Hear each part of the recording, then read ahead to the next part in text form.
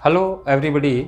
जैसा कि हमने फर्स्ट लेक्चर कंप्लीट किया है जिसमें उसके अनसॉल्व्ड एक्सरसाइज हमने कंप्लीट की थी, आज हम सेकंड लेक्चर यानी एटम यानी एटॉमिक स्ट्रक्चर की बात करेंगे। एटम, जैसा कि एटम के बारे में जो हमारे इंडियन फिलोसफर या ग्रीस फिलोसफर्स हैं, उन्हें 400 BC से पहले भी इस तरीके की बात उन्होंने कही थी कि जो भी मैटर होता है उसका एक स्मॉलेस्ट पार्ट होता है जिसे हम क्या कहते हैं, एटम्स कहते हैं। ग्रीक भाषा में एटम्स का मतलब, एटम का मतलब क्या होता है, अविभाज्य, यानी जिसका हम सब डिवीजन ना कर सकें।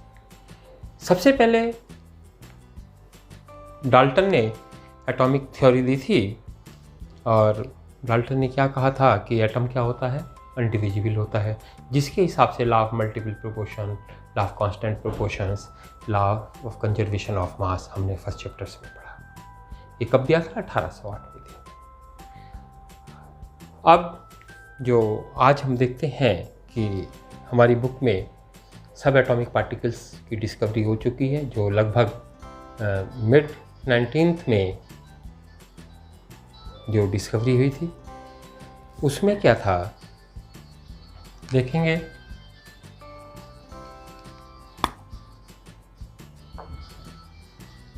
सब एटॉमिक पार्टिकल्स में इलेक्ट्रॉन, प्रोटॉन, न्यूट्रॉन, etc। सबसे पहले डिस्कवरी ऑफ इलेक्ट्रॉन की बात करेंगे। एक मिनट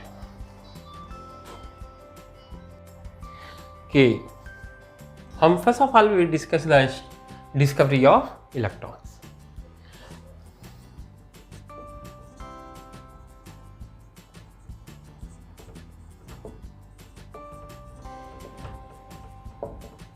डिस्कवरी ऑफ इलेक्ट्रॉन्स के लिए माइकल फैराडे ने 1830 में जब जो हमारे सॉल्ट में इलेक्ट्रिसिटी पास की तो क्या देखा कि सब्सटेंस एनोड और कैथोड पर जमा हो जाते हैं, जो इलेक्ट्रोलाइसिस होता है।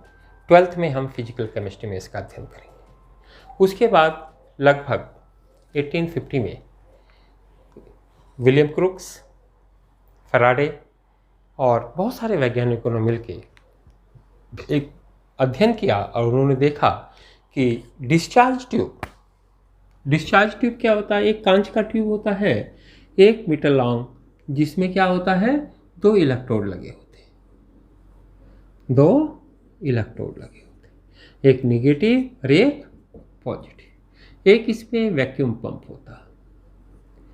तो इन्होंने देखा लो प्रेशर 10⁻⁻4 to 10⁻⁻5 बार या ATM, हाई वोल्टेज यानी 10,000 वोल्ट। तो देखते हैं कि कैथोड से एक तरीके की रेज इमिट होती है जो पीछे कांच की दीवार पे फ्लोरेसेंट सब्सटेंस या फास्फोरेसेंट सब्सटेंस लगा होता है, जिस पर टकराकर क्या होता है, वो चमक उत्पन्न करती है। जिंक सल्फाइड का लेप होता है, जिससे क्या होता है, जहाँ पे ये रेज गिरती हैं वहाँ पे चमक होती है। रेज कहाँ से निकली? कैथोड से निकली। ध्यान से देखेंगे। कैथोड क्या होता है? मेटल का बना होता है। और मेटल में क्या होते हैं? फ्री इलेक्ट्रॉन सरफेस पे रहते हैं।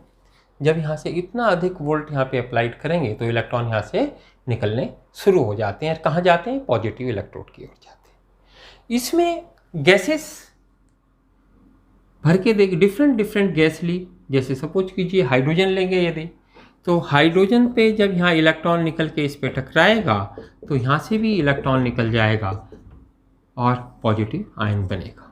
और कोई सी भी गैस ली, डिफरेंट गैस लेने पर भी हमने देखा कि इलेक्ट्रॉन यहाँ पे निकल जाते हैं। बहुत कम प्रेशर पे, हाई वोल्ट पे जब हमने इसमें करंट पास किया तो यहाँ से निगेटिव से एक रेज निकलती हैं जो पॉजिटिव की ओर जाती हैं और कांच की दीवार पे टकरा कर चमक उत्पन्न करती है। ये रेज कहाँ से निकली? कैथोड से निकली, इसलिए इन रेज को क्या कहा गया? कैथोड रेज कहा गया। कैथोड रेज का फिर अध्ययन किया गया।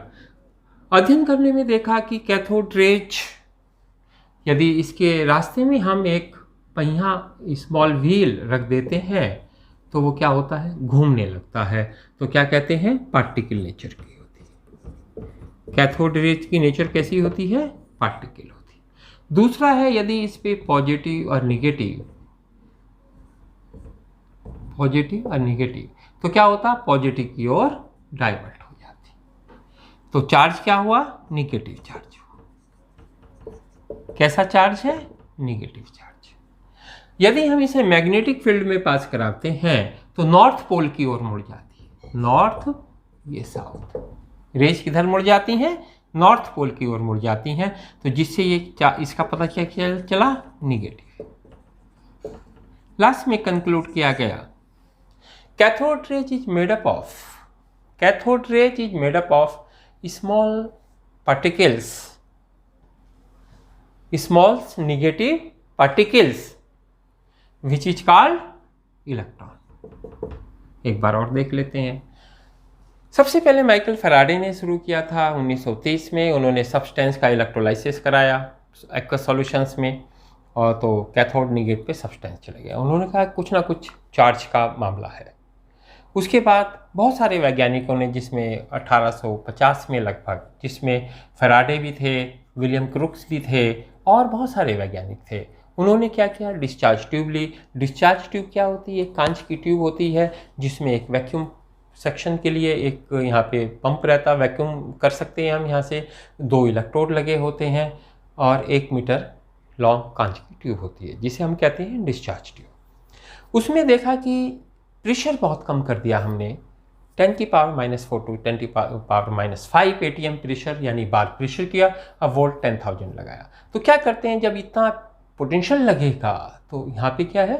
Electron free. इतना वोल्ट लगाने पे जो ये मेटल का इलेक्ट्रोड था, यहाँ से इलेक्ट्रॉन इमिट हुए कहाँ जाएंगे? पॉजिटिव की तरफ जाएंगे। रेज चलने शुरू हो जाती हैं। इसमें हमने गैसेस ली, डिफरेंट गैसेस ली लो प्रेशर पे। तो गैसेस से भी क्या होता है? जब गैस पार्टिकल पे इलेक्ट्रॉन टकराएगा तो उससे भी इलेक्ट्रॉन निकाल देगा, आयनाइजेशन कर देगा। That's clear. तो फिर इसकी प्रॉपर्टी का हमने डिस्कस किया। हमने देखा कि इसके स्लिट लगा देते हैं, शैडो आती है, तो क्या होता है? कैथोड रेज स्ट्रेट लाइन में चलती है। कैथोड रेज कैसे चलती हैं? स्ट्रेट लाइन में चलती हैं। क्यों चलती हैं? क्योंकि जैसे यहाँ पे हमने अवरोध पैदा किया, उसकी छाया यहाँ पे पड़ गई। दूसरा, हमने बहुत हल्का पहिया रखा। कैथोड रेज फिर स्टार्ट किया एक्सपेरिमेंट 10⁻⁴ टू 10⁻⁵ एटमॉस्फेरिक प्रेशर लिया और 10,000 वोल्ट करंट अप्लाई किया। तो देखते हैं पहिया घूमने लगता है। इसका मतलब है कि यदि जैसे टॉर्च डालते हैं कहीं, थोड़ा ही घूमता है, नहीं समझे? तो क्या था? ये पार्टिकल नेचर थी। पार्टिकल थे, निगेटिवली चार्ज थे। फिर इसके चार्ज की बात आई। चार्ज में हमने इलेक्ट्रिक फील्ड और मैग्नेटिक फील्ड अप्लाइड किया। इलेक्ट्रिक फील्ड पे ये पॉजिटिव डायरेक्शंस में डाइवर्ट कर जाती है, मैग्नेटिक फील्ड में नॉर्थ पोल की ओर डाइवर्ट कर जाती है, जिससे ये पता चला कि इनके ऊपर निगेटिव चार्ज है। तो निगेटिव स्मॉल चार्ज पार्टिकल्स को क्या कहा गया? इलेक्ट्रॉन कहा गया। That's clear. इसके बाद आता है E/m यानी चार्ज मास रेशो। जी थॉमसन ने चार्ज मास रेशो।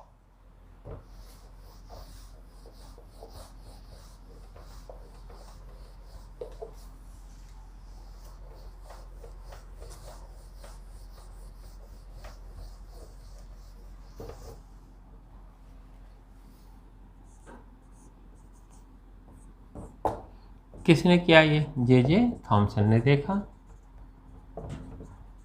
किसमें? 1897 में। उन्होंने क्या किया? चार्ज मास रेशो कैलकुलेट करने के लिए उन्होंने किया ये डिस्चार्ज। देखिए इस तरीके का एक्सपेरिमेंट था कुछ।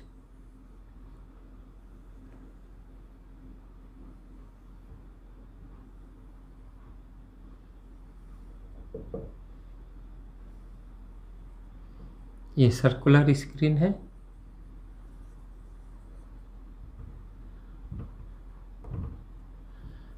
यहाँ पे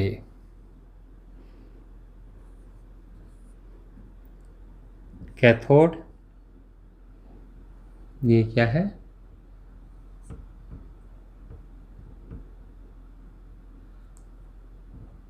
एनोड है,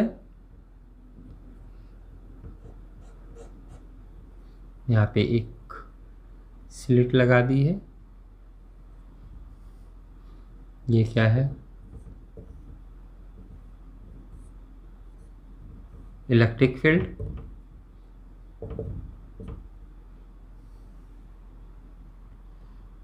यहाँ क्या है, मैग्नेटिक फील्ड। दोनों इलेक्ट्रिक और मैग्नेटिक फील्ड, या ऐसे दिखा लेते, परपेंडिकुलरली अप्लाइड है। मैग्नेट दिखा सकते हैं,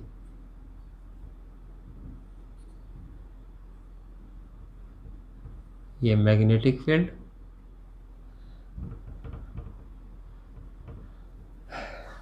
क्या किया जब हमने ना तो इलेक्ट्रिक फील्ड, ये यहाँ से इलेक्ट्रिक फील्ड लगाते हैं, यहाँ पे क्या है, मैग्नेटिक फील्ड लगाते हैं। जब केवल हम इलेक्ट्रिक फील्ड लगाते हैं, ये N है, ये S है। जब हम कोई फील्ड अप्लाई नहीं करते हैं, कंडीशन यही है, 10⁻⁻4 ATM प्रेशर और वोल्ट,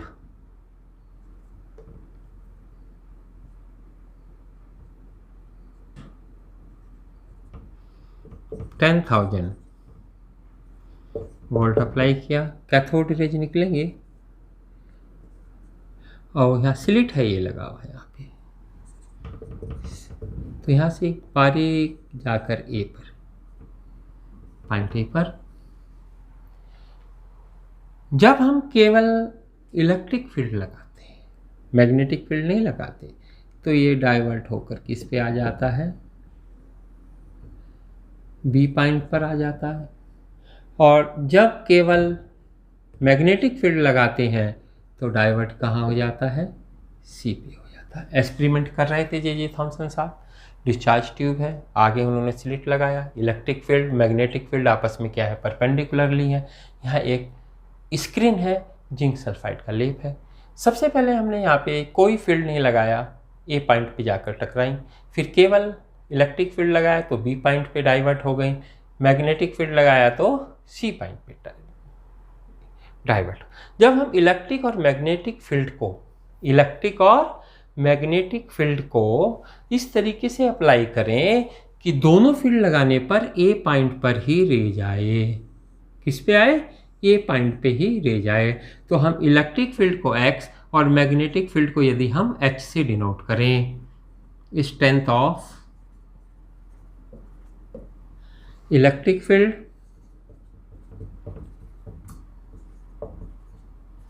और H क्या है, मैग्नेटिक फील्ड का स्ट्रेंथ, तो क्या होता है, ये पुनः पॉइंट ए पर हिट करता। तो इससे एक हमारे पास फॉर्मूला है, चार्ज अपॉन मास बराबर x h² अब r। इस फॉर्मूले का हमने अप्लाई किया। x क्या है, स्ट्रेंथ ऑफ इलेक्ट्रिक फील्ड है, h क्या है, स्ट्रेंथ ऑफ मैग्नेटिक फील्ड है, ये वैल्यू रखें। r क्या है, रेडियस ऑफ सर्कुलर, ये डिस्क का रेडियस।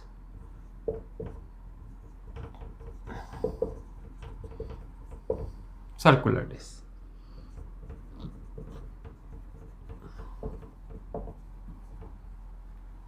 E क्या है, चार्ज ऑफ इलेक्ट्रॉन। M क्या है, मास ऑफ इलेक्ट्रॉन। तो ये वैल्यू हम रखेंगे तो E अपॉन M की वैल्यू आ जाएगी 1.758882 10⁻11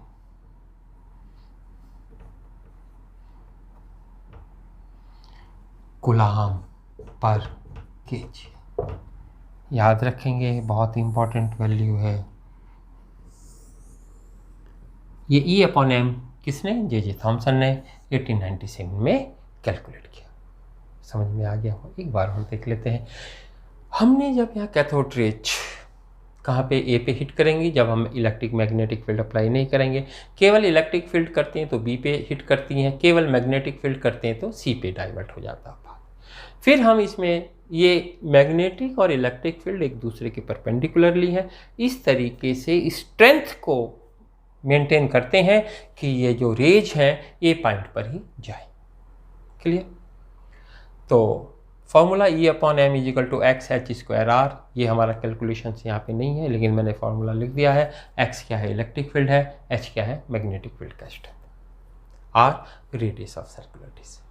तो ये वैल्यू जब हम रख देते हैं तो कांस्टेंट वैल्यू आती है 1.75882 × 10⁻11 कूलम पर। यहाँ पे हम कोई सी भी गैस यूज करें, वैल्यू E/m की कांस्टेंट आती है, वैल्यू E/m की कांस्टेंट आती है।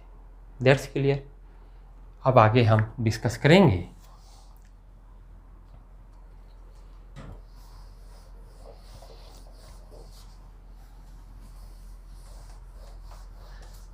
Mass of electron.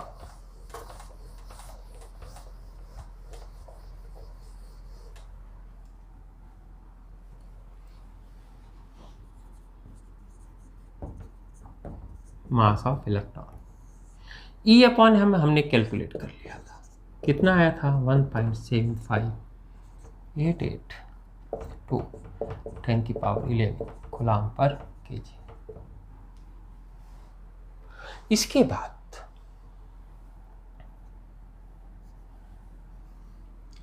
Arya Mulliken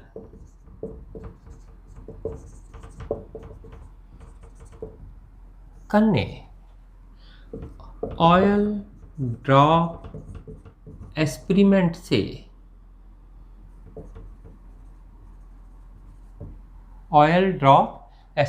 से डिटरमाइन किया कि चार्ज जो होता है इलेक्ट्रॉन का या किसी का भी चार्ज मल्टीपल में होता है, ई के मल्टीपल होता है। ई क्या है? Charge of electron 1.602176 10⁻⁻19 coulomb. ये आता किसने डिटरमाइन किया था? आर्य मूलिकन ने। किससे किया था? ऑयल ड्रॉप एक्सपेरिमेंट से किया था। ऑयल ड्रॉप एक्सपेरिमेंट से किया था। इलेक्ट्रॉन का चार्ज कितना होता है? 1.602176 10⁻⁻19 कूलम। अब हमें E/m की वैल्यू मालूम है, तो क्या है? E/m = 1.7588 10⁻11 coulomb per KG. m की वैल्यू हमें कैलकुलेट करनी है, तो m बराबर कितना हो जाएगा? E/1.7588 10⁻11 coulomb per KG. तो E की वैल्यू ये रख देंगे 1.602176 10⁻⁻19 coulomb upon 1.7588 10⁻11 coulomb per KG. Coulomb से कूलम केजी ऊपर हो जाएगा 9.10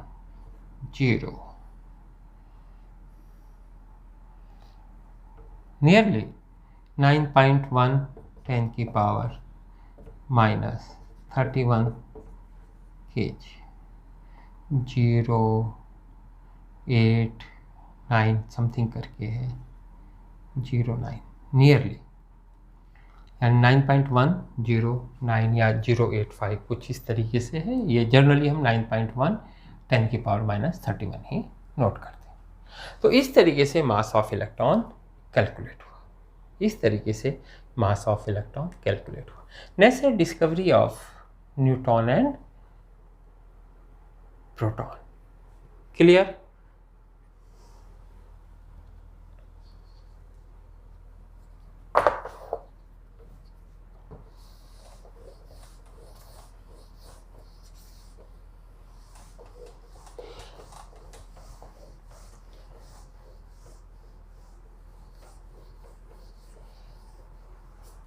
डिस्कवरी ऑफ प्रोटॉन।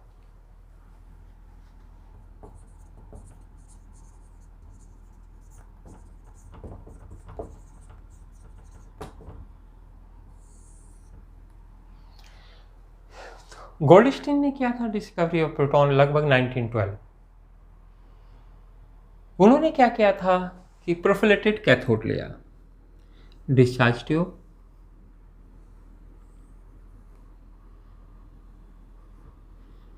कैथोड में छेद कर दिए छोटे छोटे,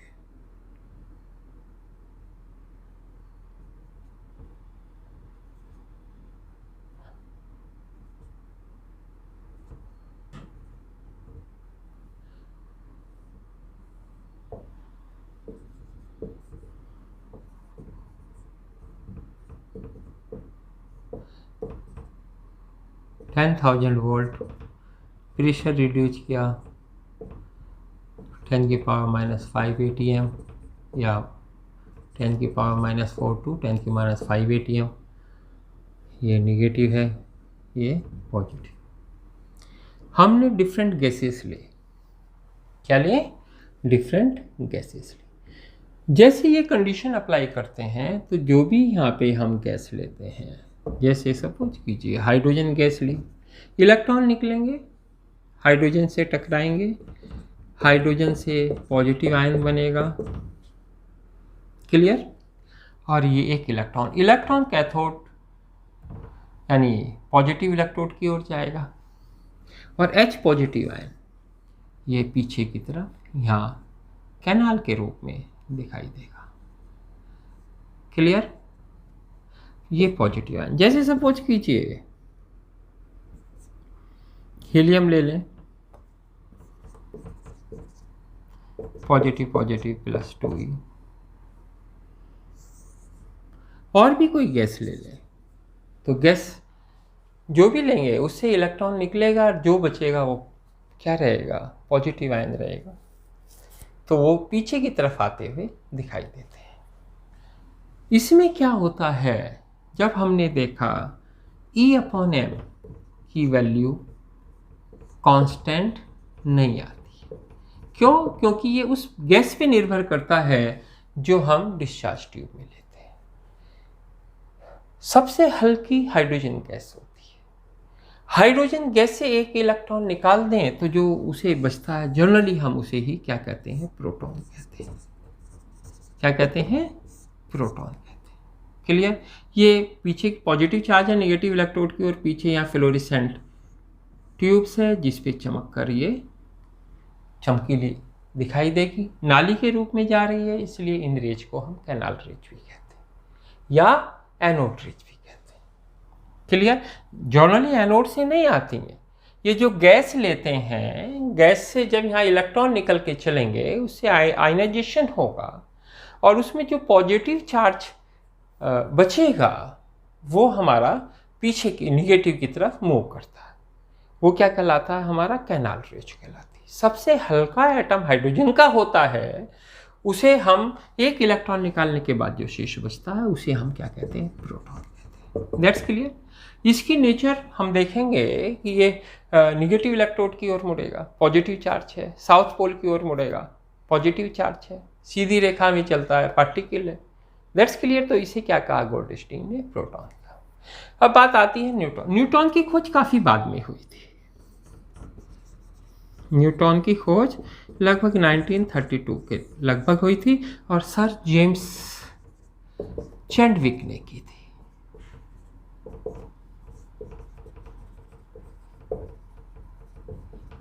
किसने की थी? सर जेम्स चैडविक ने की थी। उन्होंने कहा कि जब बेरिलियम न्यूक्लियस पर हीलियम यानी अल्फा पार्टिकल की बम्बार्टमेंट कराते हैं तो बेरिलियम न्यूक्लियस कार्बन न्यूक्लियस में कन्वर्ट हो जाता है, और एक न्यूट्रल पार्टिकल होता है जो न्यूट्रल होता है और मास होता है, जिसे इन्होंने क्या किया? न्यूट्रॉन कहा। प्रोटॉन, न्यूट्रॉन, इलेक्ट्रॉन तीनों की हमने बात की। अब हम इसका ब्रीफली इनके चार्ज की बात करते हैं, मास की बात करते हैं।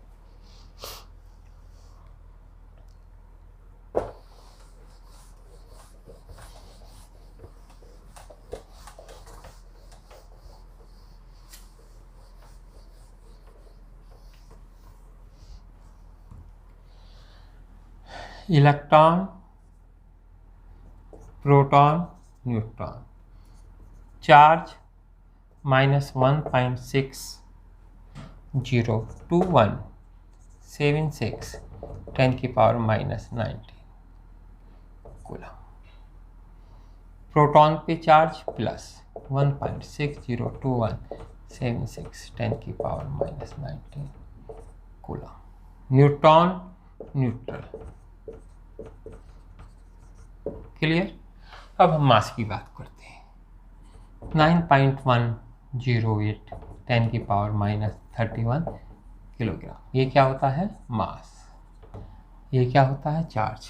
प्रोटॉन का होता है 1.6727 10⁻27 किलोग्राम। 1.6726। और न्यूट्रॉन का मास होता है 1.6749 10⁻27 किलोग्राम। क्लियर। ये हमने बात की इलेक्ट्रॉन, प्रोटॉन, न्यूट्रॉन की। अब आता है एटॉमिक मॉडल्स आते हैं हमारे।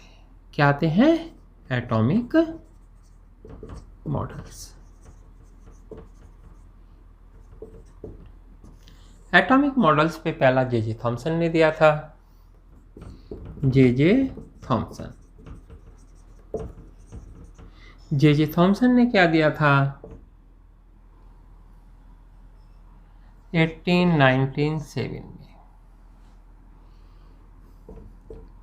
Water melon model.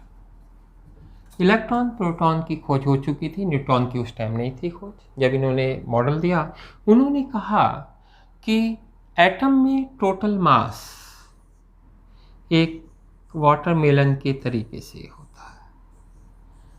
Positive charge सारा उसमें फैला रहता है और नेगेटिव उसमें बीज धसे रहते हैं।